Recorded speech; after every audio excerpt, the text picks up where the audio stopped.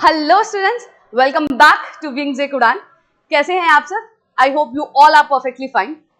Previous lecture में we were discussing some of the MCQs. आपके general science component से related कुछ MCQs हमने डिस्कस किए थे और टॉपिक था transportation of water, mineral, food in plants, vitamin and minerals and disease. इस टॉपिक पे बेस्ड हमने कुछ 20 क्वेश्चन डिस्कस किए थे। आज उसी सीरीज को आगे बढ़ाते हुए कुछ और एमसीक्यूज हम डिस्कस करेंगे इन्हीं टॉपिक्स पे। ठीक है, सो समय वेस्ट ना करते हुए स्टार्ट करते हैं आज का सेशन।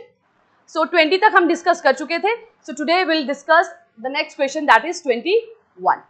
ठीक है, सो आज का जो पहला क्वेश्चन है और जो सीरीज हमने स्टार्ट किया उसका 21 क्वेश्चन क्या कहता है? Question with the reference to influenza consider this statement. तो influenza that is a flu disease पे बेस्ड ये क्वेश्चन है। उससे रिलेटेड कुछ स्टेटमेंट दी गई हैं, आपको बताना है कौन सी स्टेटमेंट सही है और कौन सी गलत। सो पहली स्टेटमेंट कहती है it is caused by microvirus family. Antibiotics are the most effective first line of treatment for the common flu. Antigenic drift and antigenic shift are mechanism by which the viruses change. ठीक है, so इन तीनों में से कौन सी statement सही है ये आपको बताना है। फर्स्ट स्टेटमेंट की अगर हम बात करें तो एकदम सही है। इन्फ्लुएंजा जो कॉमन फ्लू होता है, जब भी सीजन चेंज होता है तो that is occur because of a family of a virus that is called as a microvirus family. तो पहली स्टेटमेंट एकदम सही है। Second statement antibiotics are most effective first line of treatment. तो मैंने जब ये टॉपिक डिस्कस किया था तो मैंने आपको डिटेल में एक्सप्लेन किया था कि जब भी आपको बैक्टीरियल इन्फेक्शन हो, वायरल इन्फेक्शन हो, तो एंटीबायोटिक्स को लेना इज ऑफ नो यूज, क्योंकि antibiotics is for bacterial infection और ये क्या है? It is caused by virus. तो यहां एंटीबायोटिक्स का कोई भी काम नहीं है। वो हम तब लेते हैं जब हमें अंडरलाइन वायरल इन्फेक्शन के बाद, क्योंकि हमारा इम्यून सिस्टम थोड़ा वीक हो गया है, तो सुपर इम्पोज्ड बैक्टीरियल इन्फेक्शन हो जाता है, फिर हम एंटीबायोटिक्स लेते हैं, फिर हमें डॉक्टर प्रिस्क्राइब करते हैं। ठीक है, तो सेकंड स्टेटमेंट गलत हो जाएगी, थर्ड जो है वो बिल्कुल सही है। तो सही आंसर हमारा हो जाएगा ऑप्शन सी 1 and 3। ठीक है, सो क्वेश्चन नंबर 21 का जो सही आंसर है that is option C 1 and 3। Next question है which of the following disease caused by a fungus. तो सिंपल स्ट्रेट फॉरवर्ड क्वेश्चन है, ऑल्दो जीके एसएसबी अब आपको ज्यादा कंसेप्चुअल बेस्ड क्वेश्चन ही पूछते हैं, बट रिवीजन के लिए I have add this question also. तो आपको बताना है इसमें से फंगल डिजीज कौन सी है? काला अजहर, रिंगवर्म, सिफिलिस या diphtheria. So the correct answer is ringworm, option number B. So correct answer हो गया रिंगवर्म। नेक्स्ट क्वेश्चन, कुछ स्टेटमेंट दी गई है पोलियो से रिलेटेड, पोलियोमाइलाइटिस से रिलेटेड। हमें बताना है कि इनमें से कौन सी स्टेटमेंट सही है। फर्स्ट स्टेटमेंट कहती है it is a viral disease that can lead to irreversible paralysis. तो ये स्टेटमेंट एकदम सही है। पोलियोमाइलाइटिस एक वायरल डिजीज है और ये डिजीज होने से पैरालिसिस हो जाता है, जो लिम्स है वो काम करना बंद कर देती है एंड इट इज इरिवर्सिबल। ठीक है, second, India was officially declared polio free by the WHO in 2014. This is also correct. 2014 में भारत को पोलियो से फ्री, पोलियो मुक्त डिक्लेयर कर दिया गया है बाय WHO। थर्ड स्टेटमेंट क्या कहती है? Pulse polio immunisation uses inactivated polio vaccine exclusively. Inactivated polio vaccine exclusively. अब हमें बताना है कि इनमें से कौन सी स्टेटमेंट सही है। सो देखिए, फर्स्ट स्टेटमेंट करेक्ट है, सेकेंड स्टेटमेंट करेक्ट है, but the third statement is not correct, क्योंकि हमारे देश में दो तरह की वैक्सीन यूज होती है। IPV एक्सक्लूसिवली यूज नहीं होती, we use OPV that is oral polio vaccine. आप सब जानते हैं 5 साल से कम उम्र के बच्चों को बूंदे पिलाई जाती है पोलियो की, है ना, घर घर में आकर पोलियो की बूंदे पिलाई जाती है, that is oral polio vaccine. ठीक है, उसके साथ IPV भी दी जाती है। ठीक है, that is in some cases that is called as inactivated polio vaccine. ये जो है ये ओरल वैक्सीन है, ठीक है, जो बूंदे पिलाई जाती है। ये इंजेक्टेबल है, इसमें इंजेक्शन दिया जाता है।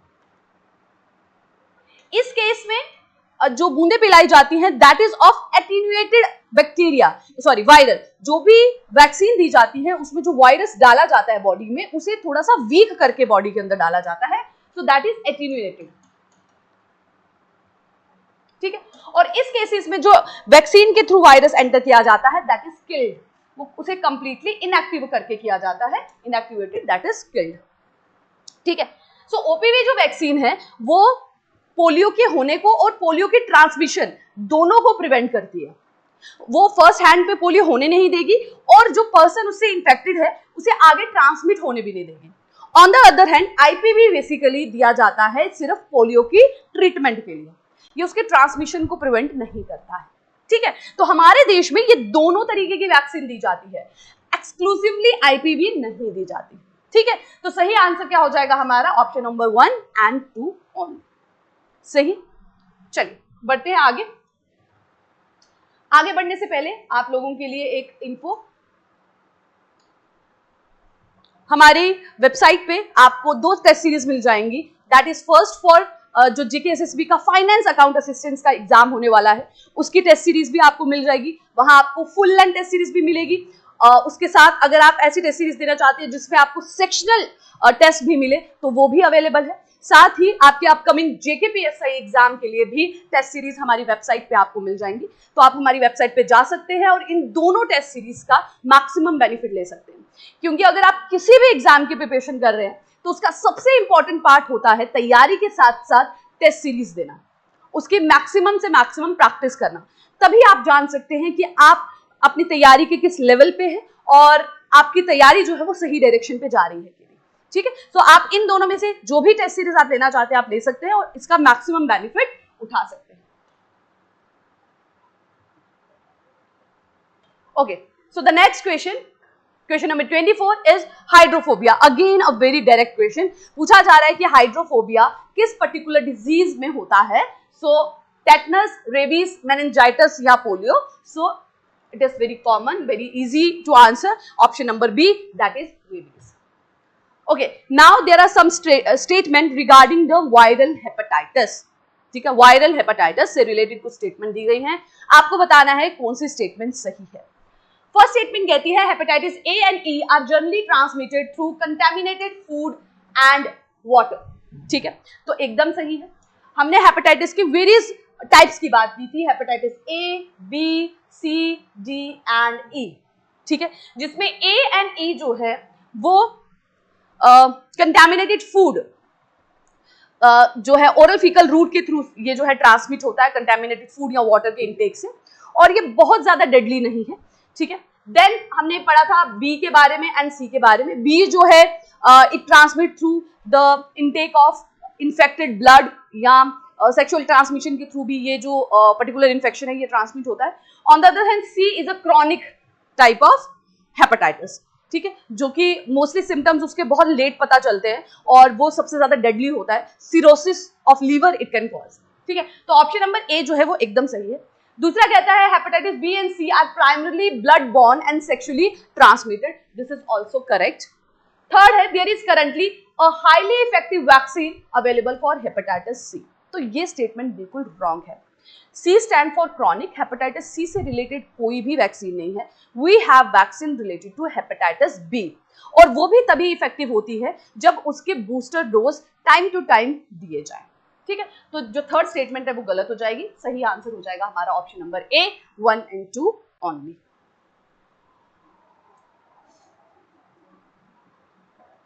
बढ़ते हैं नेक्स्ट क्वेश्चन की तरफ। Question number 26, consider the following parts pairs of disease and there primary mode of transmission. तो कुछ डिजीज के पेयर दे रखे हैं और वो किस तरह से फैलती हैं, हमें बताना है कौन सा पेयर सही है। Cholera, contaminated water and food, एकदम सही। कॉलेरा इज हैजा और ये कंटेमिनेटेड फूड और वाटर के इनटेक की वजह से होता है। मीजल्स, एयरबॉर्न ड्रॉपलेट, ये भी एकदम सही है। ठीक है, मीजल्स अगर किसी पर्सन को है तो वो ट्रांसमिट हो जाएगा उसके स्लाइवा के थ्रू, है ना, एयरबॉर्न जो ड्रॉपलेट्स है उनके थ्रू। Hepatitis B, it is not correct. अभी हमने प्रीवियस स्लाइड में डिस्कस किया कि हेपेटाइटिस बी जो है वो सेक्सुअली ट्रांसमिटेड है। अगर इन्फेक्टेड ब्लड है उसके थ्रू ये ट्रांसमिट हो सकता है, सेक्सुअली ट्रांसमिटेड ये हो सकता है, बट फीकल ओरल रूट से नहीं ट्रांसमिट होता। फीकल ओरल रूट से जो है हेपेटाइटिस ए या ई ट्रांसमिट होता है। ठीक है, तो ये स्टेटमेंट गलत हो जाएगी। तो सही आंसर हो गया हमारा 1 and 2 ओनली।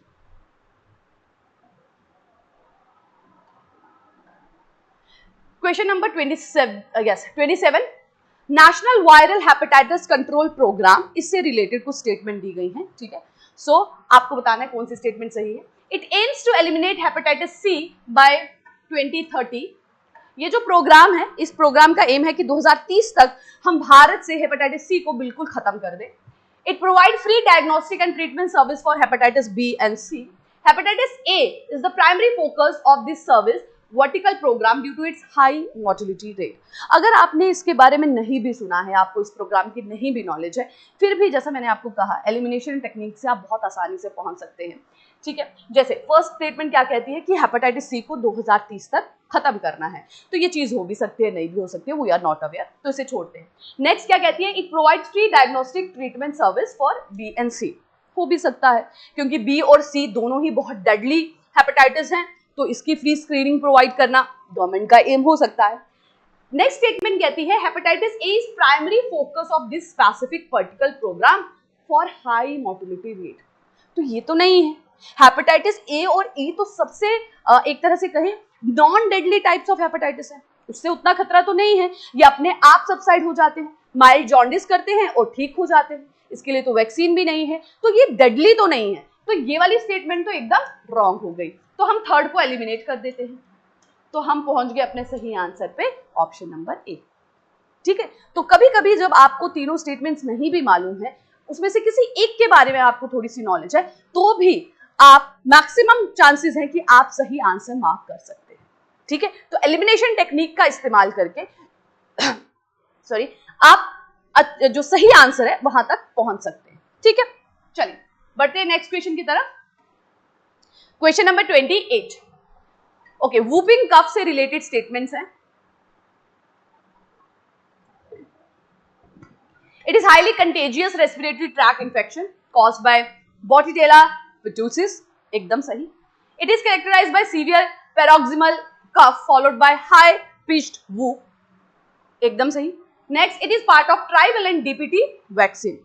ये मैंने लेक्चर के टाइम पे भी आपसे डिस्कस किया था कि डीपीटी वैक्सीन जो है हमारे मिशन इंद्रधनुष के अंडर सब बच्चों को प्रोवाइड की जाती है, उसमें डिप्थीरिया, पिटोसिस एंड टेटनस की वैक्सीन दी जाती है। तो तीनों के तीनों स्टेटमेंट सही हैं, सही आंसर हो जाएगा हमारा ऑप्शन नंबर डी, 1, 2 एंड 3।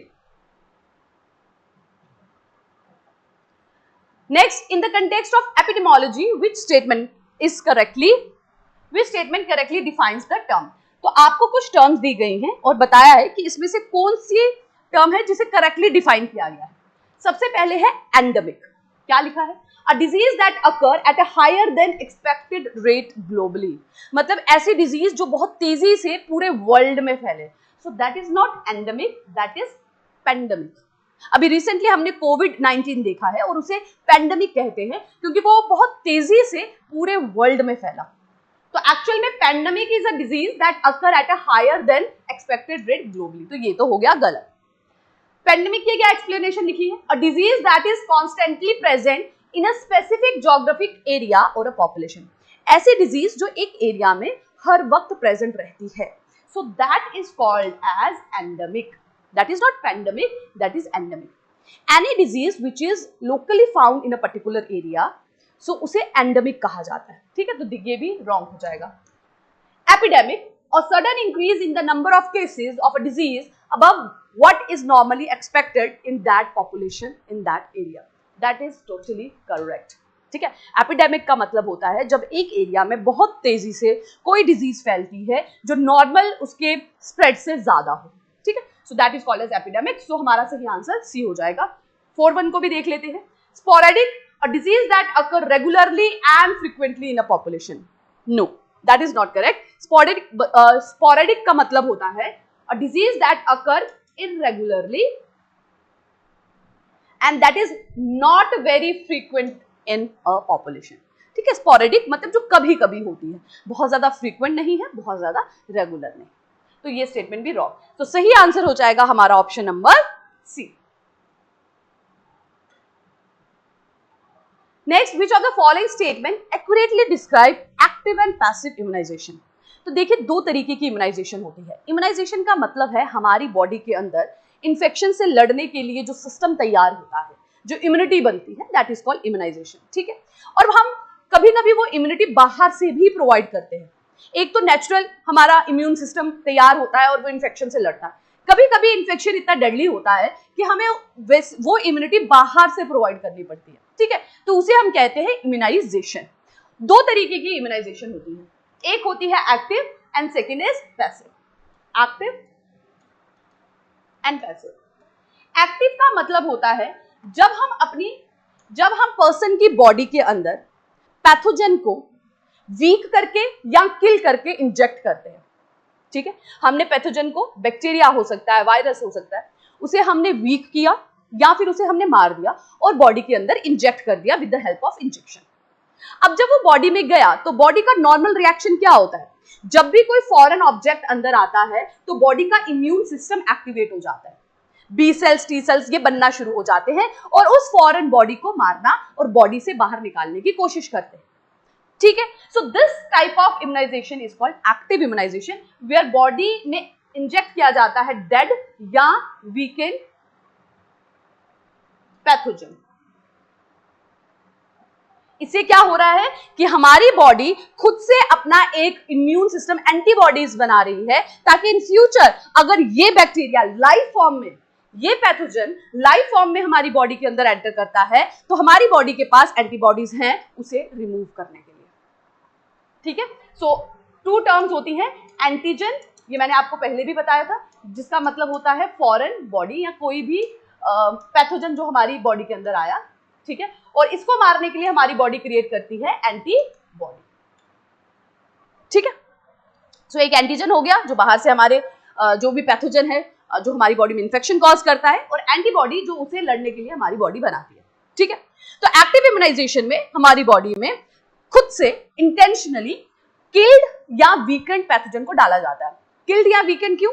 ताकि हमारी बॉडी उसे ओवर पावर कर सके। अगर वो लाइव होगा, पूरी अपनी ताकत में होगा, तो हमारी सीवियर इन्फेक्शन हो सकता है ना, तो उसे वीक इसलिए डाला जाता है ताकि हमारी बॉडी उसे हमारी एंटीबॉडीज लार्ज स्केल में क्रिएट कर सके और उसे ओवर पावर कर सके, सही है। इसके ऑपोजिट पैसिव इम्यूनाइजेशन क्या होती है?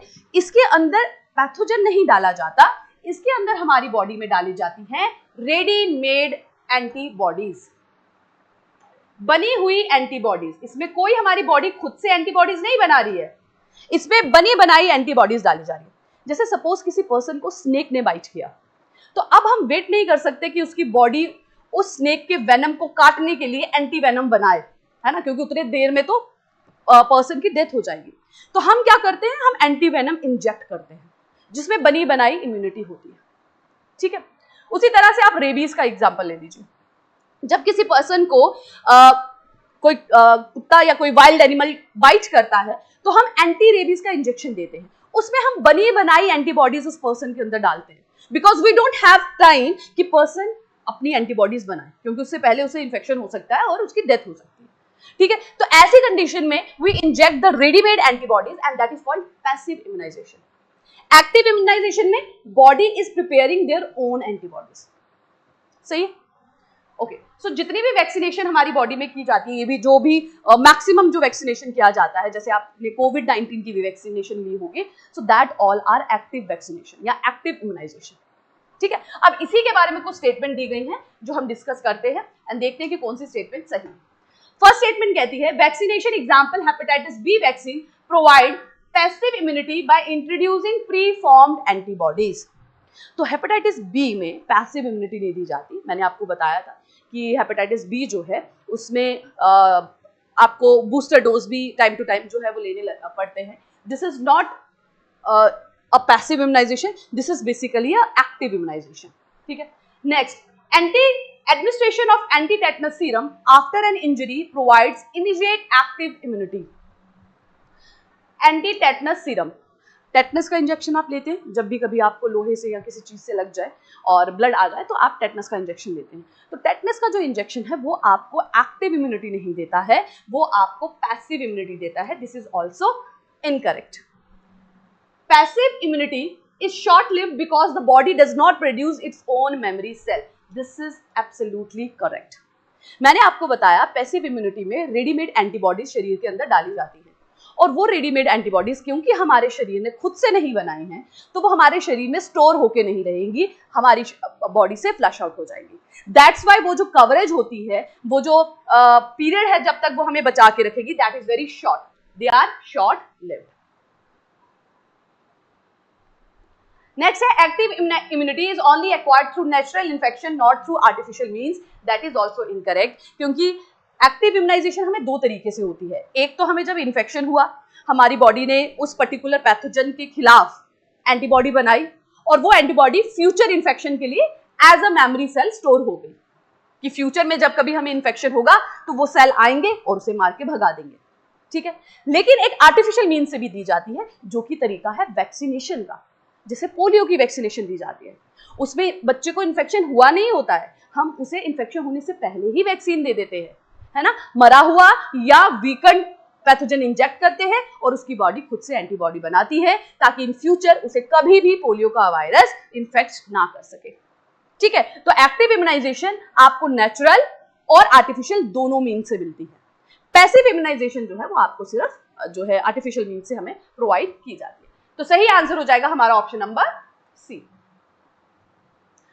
Consider the following statement regarding non communicable disease से रिलेटेड कुछ स्टेटमेंट है, पढ़ते हैं। NCDs are generally characterised by long duration and slow progression. जो भी नॉन कम्युनिकेबल डिजीज है वो धीरे धीरे बढ़ती है और काफी लंबे समय तक रहती है। They are often referred to as a lifestyle disease because they are largely influenced by behavioral factors. NCDs are strictly hereditary and cannot be influenced by environmental factor. तो पहली दो स्टेटमेंट बिल्कुल सही है and the third is wrong because ये environmental factor से भी infect होते हैं। आपको अगर कार्डियोवैस्कुलर डिजीज है, डायबिटीज है, ठीक है, रेस्पिरेटरी डिसऑर्डर्स है, तो they are very much dependent on the environmental factors also, ठीक है। तो करेक्ट आंसर हो जाएगा 1 and 2 ओनली। नेक्स्ट है 32, consider the following statement about diabetes mellitus. Diabetes mellitus के बारे में कुछ स्टेटमेंट दी गई है।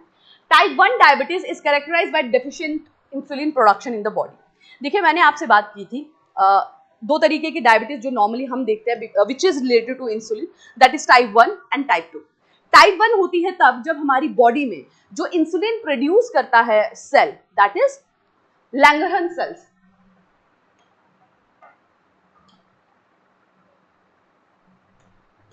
लैंगरहन सेल्स ये पैनक्रियाज में पाए जाते हैं, बीटा सेल्स ऑफ लैंगरहन्स, ठीक है। These cells produce insulin in our body that is present in pancreas, ठीक है। अब ये सेल्स जब इंसुलिन प्रोडक्शन डेफिशिएंट हो जाती है इनकी, then it cause type 1 diabetes, ठीक है। टाइप 2 डायबिटीज मतलब ये है कि हमारे बॉडी के अंदर इंसुलिन बन तो रहा है लेकिन वो इंसुलिन हमारी बॉडी एब्जॉर्ब नहीं कर पा रही, उसका यूज नहीं कर पा रही, इनएफेक्टिव यूज हो रहा है उसका, ठीक है। तो टाइप 1 डायबिटीज बेसिकली आपके यंगर पॉपुलेशन मोस्टली में देखा जाता है, ठीक है, टीन एज में, एडल्ट्स में ये ज्यादा देखा जाता है। और टाइप 2 डायबिटीज की अगर हम बात करें तो वो ओल्ड एज पीपल्स में ज्यादा है, लाइफस्टाइल से मोस्टली ये रिलेटेड है। और टाइप 2 डायबिटीज को आप थोड़ा सा अगर आप अपनी लाइफस्टाइल में चेंज करें तो उसे थोड़ा कंट्रोल भी कर सकते हैं, ऑल्दो करेक्ट तो नहीं हो सकता बट कंट्रोल कर सकते हैं। On the other hand type 1 की अगर हम बात करें, क्योंकि इसमें सेल्स में ही प्रॉब्लम है तो इसे ट्रीट करना पॉसिबल नहीं है, आपको इंसुलिन सप्लीमेंट्स जो है, इंसुलिन के इंजेक्शन जो है वो रेगुलर बेसिस पे लेने पड़ते हैं, ठीक है। मोस्टली जेनेटिक डिसऑर्डर्स की वजह से ये होता है कि जो सेल्स इंसुलिन बनाते हैं उन्हीं में डिफेक्ट है, इंसुलिन प्रोड्यूस ही नहीं हो पा रहा है बॉडी में, क्लियर है। And the third one is gestational diabetes, जो कि प्रेगनेंसी के टाइम पे होती है। Gestational diabetes is a permanent condition that occur during pregnancy and persist for life. This is wrong. Gestational diabetes mostly women's को होती है जब वो प्रेग्नेंट होती है, कंसीव करती है, and mostly it get corrected after the delivery. ये सिर्फ तभी तक रहती है जब तक प्रेगनेंसी रहती है। तो दिस स्टेटमेंट इज रॉन्ग। हमारा सही आंसर हो जाएगा ऑप्शन 1 and 2 ओनली। इसके अलावा एक और डायबिटीज होती है, दैट इज डायबिटीज इंसिपिडस, जिसका इंसुलिन से कुछ भी लेना देना नहीं होता, that is related to ADH, anti diuretic hormone, ठीक है। चलिए बढ़ते हैं आगे। With reference to cancer, consider these statements. A benign tumor has the ability to invade surrounding tissue and spread to distant sites. Carcinogens are substances or exposures that can lead to cancer by damaging DNA. Early detection through screening like pap smears or mammographs can significantly reduce mortality. ठीक है, सो ये cancer से related कुछ statement दी गई है। Second और third statement जो है दैट इज एब्सोल्युटली करेक्ट, लेकिन पहली जो है वो करेक्ट नहीं है। आप जितनी जल्दी टेस्ट कराते हैं उतने ही ज्यादा चांसेस है कि कैंसर को कंट्रोल किया जा सके और उसका जो मॉर्टेलिटी रेट है उसे डिक्रीज किया जा सके। एंड कार्सिनोजेनिक वो एजेंट है जो हमारे डीएनए में चेंजेस लाते हैं। बट जो फर्स्ट स्टेटमेंट है बिनाइन ट्यूमर, मैंने आपको बताया था दो तरीके के ट्यूमर होते हैं, one is benign, other is malignant. Cancer basically हम मैलिग्नेंट ट्यूमर्स को कहते हैं जो एक जगह से बाकी जगहों पे स्प्रेड हो जाता है। बिनाइन ट्यूमर बेसिकली ऐसा नहीं होता, वो जिस जगह पर है वहीं पे रहता है, आप उसे सर्जिकली रिमूव कर देंगे तो you will be fit and fine. ठीक है, सो बिनाइन ट्यूमर जो है इसकी एबिलिटी नहीं होती है सराउंडिंग टिश्यू को इन्वेड करने की, इन्फेक्ट करने की या स्प्रेड होने की। ठीक है, तो सही आंसर हमारा हो जाएगा 2 and 3 only. Which of the following are recognized risk factor for chronic obstructive pulmonary disease? Pulmonary stands for respiratory. ठीक है, तो pulmonary जहां पे भी आएगा इसका मतलब है ये वो डिजीज की बात हो रही है जो आपके रेस्पिरेटरी डिसऑर्डर से, मतलब रेस्पिरेटरी सिस्टम से रिलेटेड है। Tobacco smoking, indoor air pollution from biomass fuels, occupational dust and chemicals, ये तीनों ही एक मेजर रीजन है COPD का। ठीक है, तो हमारा सही आंसर हो जाएगा ऑप्शन 1, 2 and 3। ठीक है, ऑप्शन 1, 2 and 3 आर करेक्ट। तीनों के तीनों ही मेजर कॉज हैं, तीनों के तीनों ही मेजर कॉज हैं हमारे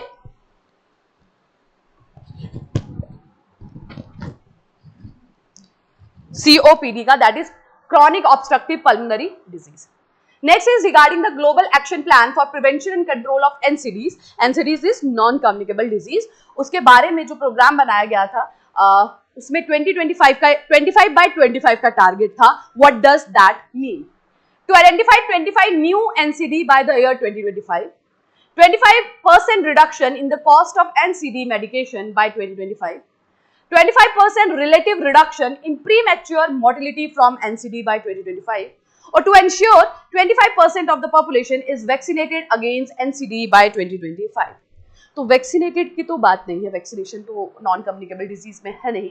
सो सही आंसर इसका है basically, the correct answer is 25% reduction in premature mortality from NCD by 2025, कि 2025 तक हमारा ये टारगेट था कि नॉन कम्युनिकेबल डिजीज से जो प्रीमेच्योर डेथ हो रही है, जो जल्दी यंग लोग मर जाते हैं, उस मोर्टेलिटी रेट में कमी लाना। Consider the following statement about National Program for Prevention and Control of Cancer, Diabetes, Cardiovascular Disease and Stroke. ठीक है, ये सारी की सारी नॉन कम्युनिकेबल डिजीज है, इनके कंट्रोल के लिए प्रोग्राम बनाया गया था, उसका क्या क्या टारगेट है। It was launched to address the rising burden of NCD. One of its objectives is to promote health through behavioral changes. It focuses exclusively on urban tertiary care hospitals and ignores primary health centres. तो basically यहाँ से आपको correct data मिल जाता है इस programme से related, क्योंकि ये प्रोग्राम्स करंट पे रहते हैं, न्यूज़ में रहते हैं, इसीलिए आपके लिए इंपॉर्टेंट हो जाते हैं। ये पर्टिकुलर प्रोग्राम हमारी अवेयरनेस बढ़ाने के लिए स्टार्ट किया गया था towards the non communicable disease. Recent past में देखा गया है कि ये number of cases in NCDs बहुत ज़्यादा बढ़े हैं और इसका एक मेजर रीजन रहा है हमारे लाइफस्टाइल में चेंज आना, हमारा बिहेवियरल चेंजेस की वजह से, हमारा इन्वायरमेंट में जो चेंजेस आ रहे हैं उनकी वजह से। तो इसके लिए अवेयरनेस क्रिएट करने के लिए ये प्रोग्राम स्टार्ट किया गया था and more focus was given to primary health centres, क्योंकि हम ये जानते हैं कि अगर हम प्राइमरी हेल्थ सेंटर पे फोकस नहीं करेंगे तो हमारी टर्शरी केयर सेंटर्स पे ओवर बर्डन हो जाएगा।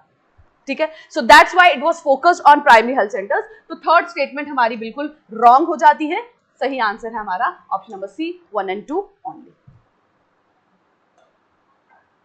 37. Which of the following metabolic risk factor contributes most significantly to the development of NCD? तो नॉन कम्युनिकेबल डिजीज सबसे ज्यादा किन चीजों की वजह से होती है? Raised blood pressure, overweight and obesity, hyperglycaemia, hyperlipidaemia. So सारे के सारे ही मेजर रीजन है नॉन कम्युनिकेबल डिजीज का। अगर ब्लड प्रेशर ज्यादा है, कोलेस्ट्रॉल का लेवल ज्यादा है, अगर ओबेसिटी ज्यादा है, इन सब की वजह से there are higher risk of non communicable disease. तो सही आंसर हो जाएगा option number D। Next question, which of the following correctly describe the double burden of malnutrition. तो ये टर्म जो है हमारी इकोनॉमिक सर्वे में भी बहुत बार आई है, डबल बर्डन ऑफ मालन्यूट्रिशन। क्या मतलब है इसका, वो हमें बताना है। फर्स्ट है eating double the requirement calorie in a single meal, the coexistence of under nutrition along with overweight and obesity, the cost of buying both healthy food and medicine, the burden of both high salt and high sugar intake।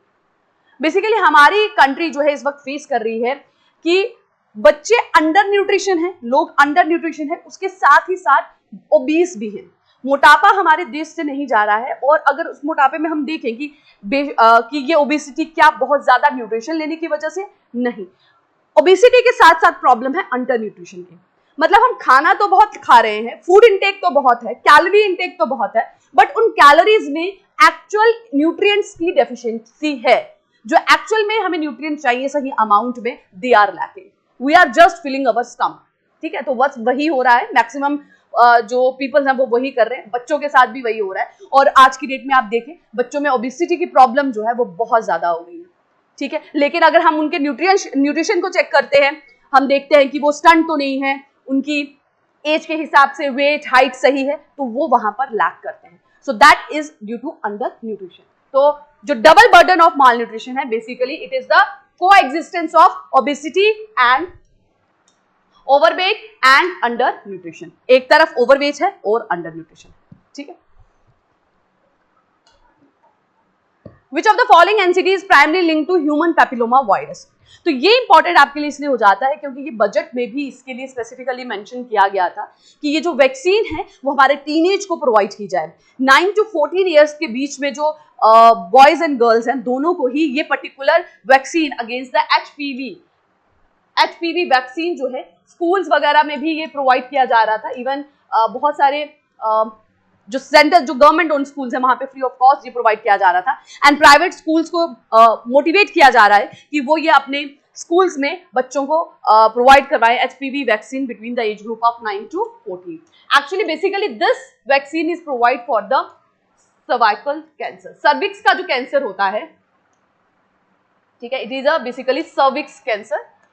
ठीक है, और इसे रोकने के लिए, ठीक है, ये बहुत ज्यादा प्रेवलेंट हो रहा था अमंग द पीपल, तो इसे रोकने के लिए इस वैक्सीन को लाया गया है, एचपीवी वैक्सीन। तो सही आंसर हो जाएगा हमारा cervix cancer.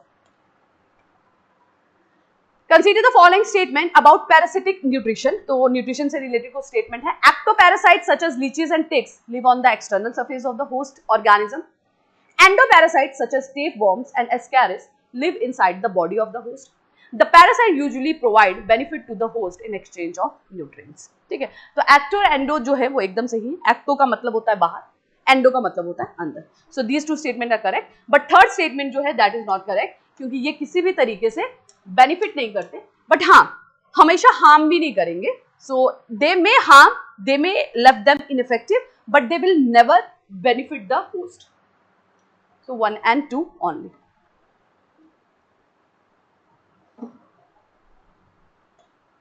41. With reference to human nutrition, consider the following statement. Digestion begins in the buccal cavity where salivary amylase break down starch into sugar.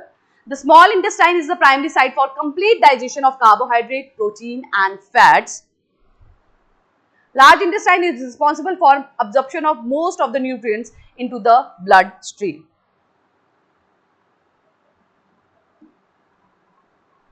ठीक है, large intestine is responsible for the absorption of most of the nutrients into the blood stream. तो basically large intestine बहुत ज्यादा nutrients तो नहीं, but basically it helps in the absorption of water. ठीक है, तो द करेक्ट आंसर हमारा option number 1 and 2 हो जाएगा। ठीक है, मोस्ट ऑफ द न्यूट्रिएंट्स जो हैं वो हमारे एब्जॉर्ब होते हैं इन द स्मॉल इंटेस्टाइन। ठीक है, स्मॉल इंटेस्टाइन में ये एब्जॉर्ब होते हैं। मोस्ट ऑफ द न्यूट्रिएंट्स नहीं होगा, यहाँ पे वाटर आएगा। बेसिकली वाटर की सबसे ज्यादा और रिमेनिंग जो न्यूट्रिएंट्स रह जाते हैं, मोस्ट ऑफ द न्यूट्रिएंट्स जो है हमारे स्मॉल इंटेस्टाइन में एब्जॉर्ब होते हैं। And again the small intestine is not the primary site for the complete digestion. Small intestine में बेसिकली एब्जॉर्प्शन होती है, तो हमारा सही आंसर हो जाएगा ऑप्शन नंबर सी 1 ओनली, है ना। कंप्लीट डाइजेशन जो है वो हमारी वहां पर जो हमारी स्मॉल इंटेस्टाइन है वहां पे मैक्सिमम एब्जॉर्प्शन होती है। ठीक है, Next, regarding macronutrients and micronutrients, which of the following are correct? Carbohydrate, protein, fats are required in large quantity and known as macronutrients. एकदम सही. Vitamins and minerals are required in small quantity and are micronutrients. एकदम सही. Next statement, micronutrients provide the primary source of energy for cellular activities. This is not correct, क्योंकि हमें जो main source of, primary source of energy हमारी carbs है ना, carbohydrate से मिलता है, जो हम डेली इनटेक करते हैं. तो प्राइमरी सोर्स ऑफ एनर्जी हमारे माइक्रोन्यूट्रिएंट्स नहीं होते, मैक्रोन्यूट्रिएंट्स होते हैं. तो सही आंसर हमारा हो जाएगा only 1 and 2, option number C. 43, consider the following statement regarding nitrogen nutrition in plants. Plants can directly absorb atmospheric nitrogen through their stomata. This is not correct. ये हम I think 6-7 स्टैंडर्ड से पढ़ते आ रहे हैं कि फ्री नाइट्रोजन को plants use नहीं कर सकते. एक बैक्टीरिया होता है राइजोबियम जो हेल्प करता है नाइट्रोजन को फिक्स करने में. ठीक है, तो पहली स्टेटमेंट तो हमारी गलत हो जाएगी. हम इसी को अगर एलिमिनेट कर दें तो भी हम करेक्ट आंसर पे पहुंच जाते हैं. पर हम पढ़ते हैं next. Rhizobium bacteria live in the root nodules of leguminous plant and fix atmospheric nitrogen. Insectivorous plants grow in nitrogen deficient soil and obtain nitrogen by digesting insects. Basically insectivorous plant जो है वो photosynthesis करते हैं, वो सिर्फ और सिर्फ nitrogen के लिए इंसेक्ट्स को ट्रैप करते हैं. जैसे वीनस फ्लाई ट्रैप हो गया है ना, पिक्चर प्लांट्स हो गया. तो ये जो प्लांट्स होते हैं ये फोटोसिंथेसिस करते हैं. ऐसा नहीं है कि they are not able to do photosynthesis, they just trap insects to gain nitrogen. ठीक है, तो second and third is the correct answer, option number D. Next question, which of the following statement about symbiotic nutrition are correct? In lichens, a chlorophyll containing partner and a saprophyte live together. एकदम सही. The fungus provides shelter, water and mineral to the algae. एकदम सही. The algae prepares and provide food to the fungus through photosynthesis. एकदम सही. So सही answer है option number 1, 2 and 3. Last question of today's session is regarding minerals. Considers these statement. Mineral से related कुछ statement है, आपको बतानी है कौन सी सही है. Iron is a key component of hemoglobin, which carries oxygen in the blood. Absolutely correct. Iodine is essential for the synthesis of thyroid hormone. Absolutely correct. Goiter is a condition caused by excessive accumulation of iodine in the thyroid gland. ठीक है, तो पहली statement, haemoglobin जो है, iron जो है वो haemoglobin के लिए जरूरी होता है और हेमोग्लोबिन हमारी ऑक्सीजन को ट्रांसपोर्ट करने में हेल्प करता है. एंड आयोडीन जो है it is essential for the functioning of thyroid gland. But जो थर्ड स्टेटमेंट है, basically goiter occur due to the deficiency of iodine. It is not due to excessive of iodine, it is due to deficiency. ठीक है, so second third जो statement है वो wrong हो जाएंगे. हमारा सही आंसर हो जाएगा 1 and 2 only. ठीक है, so that is it for today's session. No, one more. Okay, one more. There is consider these pairing of vitamin and minerals and their deficiency disease. आपको बताना है कौन सी सही है. विटामिन सी से होती है स्कर्वी, सही है. विटामिन B1 से बेरी, फ्लोरीन से when deficient dental caries, vitamin E से हैमरेज. ठीक है, विटामिन ई से जो है वो haemorrhage, that is not correct, क्योंकि ई जो है वो आपकी स्टर्लिटी कॉज करता है, उसका क्लॉटिंग से कोई रिलेशन नहीं है. क्लॉटिंग के लिए विटामिन के होता है. तो सही हमारा हो जाएगा 1, 2 and 3 only, that is option number A. Okay, so that is it for today's session. हमने अभी तक जो भी टॉपिक्स कवर किए हैं उससे रिलेटेड एमसीक्यूज को डिस्कस किया. एक एमसीक्यू का सेशन हमने पहले भी किया था जो कि टोटली फोकस था आपका न्यूट्रिशन पे based. Now we have discuss disease से related, transportation of food, water and mineral in plant से रिलेटेड. तो हमने पूरी कोशिश की है कि हम पूरा जो टॉपिक है उसे पहले अच्छे से डिस्कस करें and then we solve some of the important MCQs based on the same topic. So that is it from my side. Next video lecture में मिलेंगे एक नए टॉपिक के साथ. Till then take care and keep working hard.